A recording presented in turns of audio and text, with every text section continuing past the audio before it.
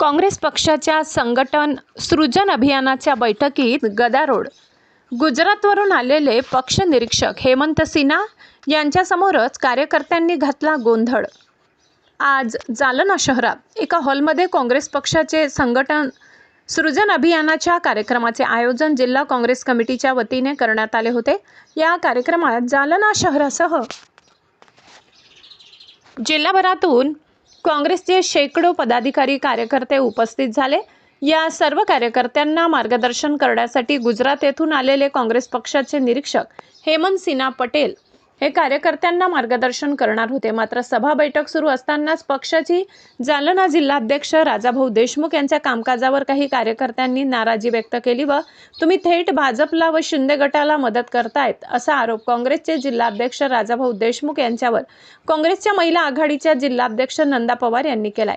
कारण त्यांच्यासह 7 नगरसेवकांना एका हप्त्यापूर्वी काँग्रेस पक्षात आणण्यात आले।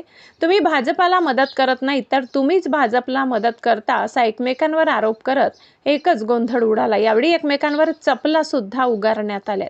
यावेळी पोलिसांनी वेळीच हस्तक्षेप करत सर्व कार्यकर्त्यांना शांत केले। त्यामुळे पुन्हा एकदा काँग्रेसमध्ये पक्षांतर्गत वाद पुन्हा चव्हाट्यावर आलाय। तर या विषयावर खासदार डॉक्टर कल्याणराव काळे यांना प्रसारमाध्यमांनी प्रश्न विचारला असता बैठकीमध्ये कुठलाही राडा झाला नाही असे म्हणत त्यांनी प्रसारमाध्यमांना बोलणे टाळले व कार्यक्रम स्थळावरून निघून गेले। अब तक न्यूज महाराष्ट्रासाठी मुस्तफा पठाण, जालना।